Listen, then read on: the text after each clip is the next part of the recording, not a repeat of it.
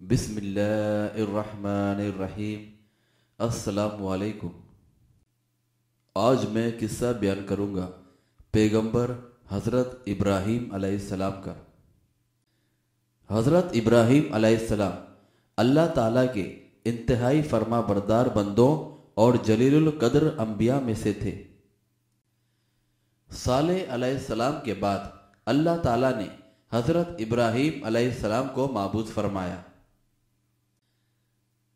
ابراہیم علیہ السلام جد الانبیاء ہیں اور آپ کی عمر 175 سال تھی۔ آپ کے والد کا نام طارق تھا، جبکہ اس کا لقب آزر تھا۔ آزر مدد کرنے والے کو کہتے ہیں۔ یہ شخص اپنے قبیلے کے افراد کی مدد کیا کرتا تھا، اس لیے اس کا لقب آزر مشہور ہو گیا تھا۔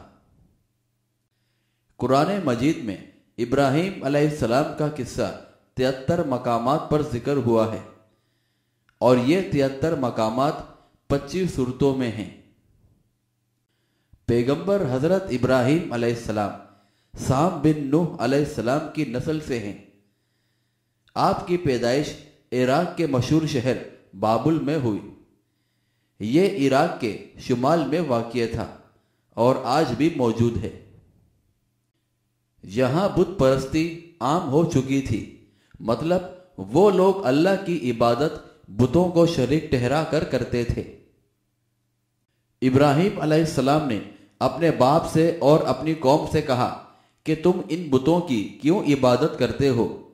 تو جواب دیا کہ ہم نے اپنے باپ دادا کو ایسے ہی پایا ہے۔ حضرت ابراہیم علیہ السلام نے کبھی ایک لمحے کے لیے بتوں کی پوجا نہیں کی تھی، ہمیشہ ایک اللہ کی عبادت کی دعوت دی، اور دعوت کی ابتدا اپنے باپ سے کی۔ بہرحال مشکل سے مشکل حالات میں بھی وہ حق اور صرف ایک اللہ کی عبادت اور اطاعت پر قائم رہے۔ ان کے زمانے میں لوگ پتھر اور لکڑی کے بنے ہوئے بتوں کی پوجا کرتے تھے۔ وہ ستاروں، سیاروں، چاند اور سورج کی بھی پرستش کرتے تھے۔ ان میں سے اکثر لوگ اپنے بادشاہوں اور حکمرانوں کے سامنے بھی سجدہ ریز ہوتے تھے۔ حضرت ابراہیم علیہ السلام کو اللہ تعالیٰ نے ایسا دل اور ذہن عطا کیا تھا کہ وہ سچائی کے سوا کسی شے کو قبول نہ کرتے تھے۔ وہ غور و فکر کے عادی تھے اور زندگی کو سنجیدگی کی نگاہ سے دیکھتے تھے، جبکہ ان کے ارد گرد کے لوگ بے پرواہی اور بے فکری کی زندگی بسر کر رہے تھے۔ حضرت ابراہیم علیہ السلام سچائی کے دلدار اور شیدائی تھے، جبکہ دوسرے لوگ صرف وراثت میں آئی ہوئی رسموں اور روایت میں جکڑے ہوئے تھے۔ حضرت ابراہیم علیہ السلام کا والد عام قسم کا بت پرست نہیں تھا، کیونکہ وہ نہ صرف بتوں کی پوجا کرتا بلکہ اپنے ہاتھوں سے بت بنایا بھی کرتا تھا۔ لیکن ابراہیم علیہ السلام کے دل و دماغ کو اللہ تعالیٰ نے بچپن ہی سے روشن کر دیا تھا۔ وہ ہر معاملے میں عقل و شعور سے کام لیتے اور لوگوں کی اس بے عقلی پر حیرت کا اظہار کرتے کہ وہ خود بت بناتے ہیں، پھر انہیں حاجت روا اور کارساز سمجھنے لگتے ہیں۔ انہوں نے اپنے گھر والوں اور اپنی قوم کے دین کو پرکھنا ضروری سمجھا۔ انہوں نے فطری جستجو کی بنا پر اس بات کو سمجھنے کی کوشش کی کہ کس نے اس کائنات کو پیدا کیا اور کون اس نظام کو چلا رہا ہے۔ جن چیزوں کی لوگ پوجا کر رہے ہیں وہ تو خود بے بس اور کسی دوسرے کے حکم کے پابند ہیں۔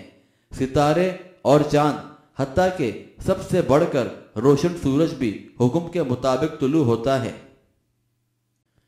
اور حکم کے مطابق غروب ہوتا ہے۔ ان میں سے کوئی بھی رب کائنات نہیں ہو سکتا۔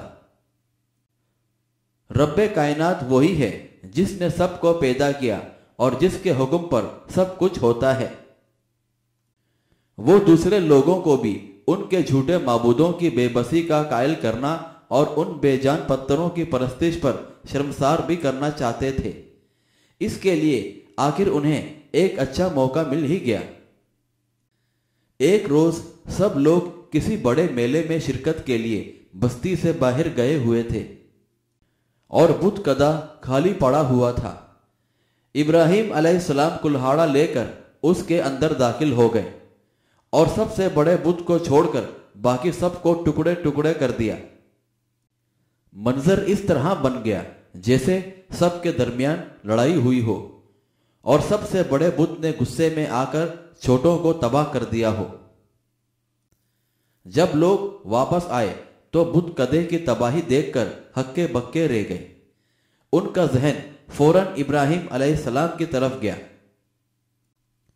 حضرت ابراہیم علیہ السلام کو بلا کر لایا گیا اور ان سے پوچھا گیا، کیا ہمارے معبودوں کا یہ حال آپ نے کیا ہے؟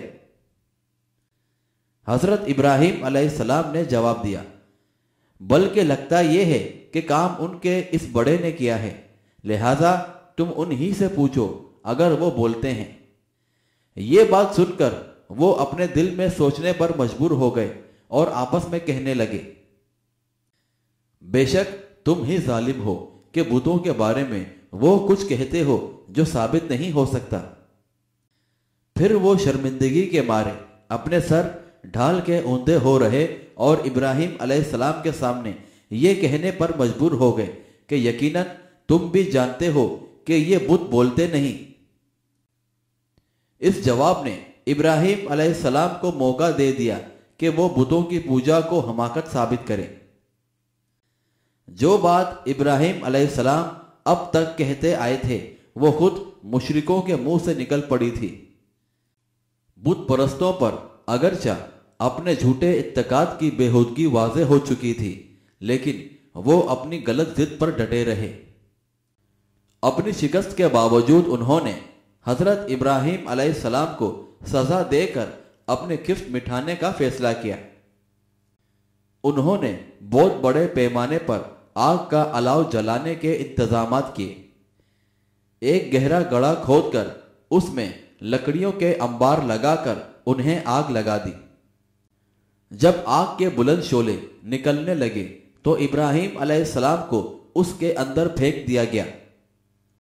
ان کا خیال تھا اس طرح ان کی شکست کے نشانات مٹ جائیں گے اور سچائی ختم ہو جائے گی، مگر اللہ تعالیٰ نے سچائی کو واضح کرنے کا فیصلہ کیا۔ اس نے ابراہیم علیہ السلام کو صاف بچا لیا، جیسا کہ سورہ انبیاء میں اللہ تعالیٰ فرماتا ہے، ہم نے کہا اے آگ تو ابراہیم پر ٹھنڈی اور سلامتی دینے والی بن جا۔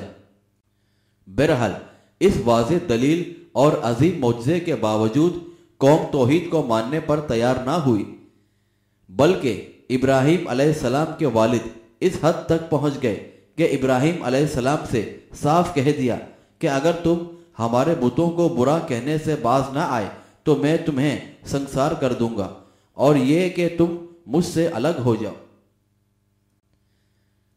اب حضرت ابراہیم علیہ السلام کے پاس اس کے سوا کوئی چارہ نہ رہا کہ وہ اس گمراہ اور ضدی معاشرے کو چھوڑ کر اللہ کی توفیق اور اس کی ہدایت کے مطابق کوئی نیا ٹھکانہ بنائے، جہاں ایک اللہ کی عبادت اور اطاعت کی بنیاد پر نیا معاشرہ وجود میں آئے۔ حضرت ابراہیم علیہ السلام وہاں سے نکل پڑے۔ آخرکار انہوں نے اللہ کے حکم پر ارض مقدس کے ایک بے آباد علاقے میں ٹھکانہ بنا لیا۔ حضرت ابراہیم علیہ السلام کی شادی ان کے چچا زاد سیدہ سارہ علیہ السلام سے ہوئی تھی۔ حضرت ابراہیم علیہ السلام کی بیوی حضرت سارہ علیہ السلام کے ہاں جب خاصا عرصہ گزرنے کے باوجود اولاد پیدا نہ ہوئی تو سیدہ سارہ علیہ السلام نے حضرت ابراہیم علیہ السلام سے کہا کہ وہ ان کی لونڈی حضرت ہاجرہ سے شادی کر لیں۔ چنانچہ حضرت ابراہیم علیہ السلام نے ہاجرہ علیہ السلام سے شادی کر لی، جن کے بطن سے حضرت اسماعیل علیہ السلام پیدا ہوئے۔ بعد میں حضرت سارہ علیہ السلام کے ہاں حضرت اسحاق علیہ السلام پیدا ہوئے۔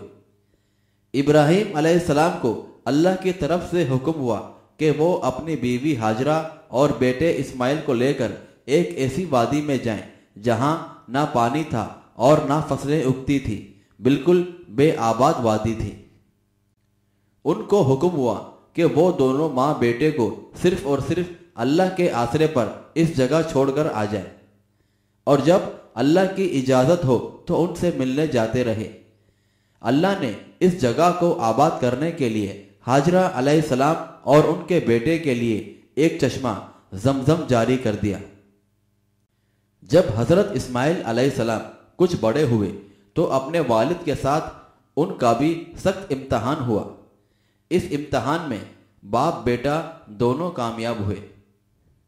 बहरहाल इसके बाद हजरत इब्राहीम अलैहिस्सलाम और हजरत इस्माइल अलैहिस्सलाम ने मिलकर अल्लाह का मुकद्दस घर खाना काबा तामीर किया। बैतुल्ला अल्लाह के घर की तामीर के बाद अल्लाह से दीगर चीज़ें मांगते हुए इब्राहीम अलैहिस्सलाम ने ये भी दुआ की, जैसा कि सूरह इब्राहीम में अल्लाह ताला फरमाता है, ए हमारे रब, बेशक मैंने अपनी कुछ औलाद एक बेज़रात वादी में बसाई है, तेरे मोहतरम घर खाबे के पास। ए हमारे रब, ताकि वो नमाज कायम करें। चुनाचा तू बाज लोगों के दिल उनकी तरफ माहिल होने वाले कर दे और उन्हें हर किस्म के फलों से रिज़्क़ दे ताकि वो तेरा शुक्र करें। बहरहाल अल्लाह ताला ने ये दुआ कबूल की और शहर मक्का पर अपनी बरकतें नाजिल की। मक्के का इलाका अगरचा बंजर और पथरीला है, मगर यहाँ हर तरफ खुशहाली और मादी जिंदगी की सहूलतों की फरावानी नजर आती है। वहां आपने ये दुआ भी की, जैसा कि सूरह अल बकरा में अल्लाह ताला फरमाता है, ए हमारे रब, और उनमें उन्हीं में से एक रसूल भेज जो उन पर तेरी आयतें पढ़ें और उन्हें किताब व हिकमत सिखाए और उन्हें पाक करे। बेशक तू ही सब पर गालिब कमाल हिकमत वाला है। बहरहाल आज ये दुनिया का मुकद्दस तरीन शहर है, जहां दुनिया के चारों कोनों के मुसलमान हज व उम्रा के लिए हाजिरी देते हैं और इसमें वाक़े खाने काबा की तरफ रुख करके नमाज अदा करते हैं। और ये था एक मुख्तसर सा बयान पैगंबर हजरत इब्राहीम अलैहिस्सलाम का।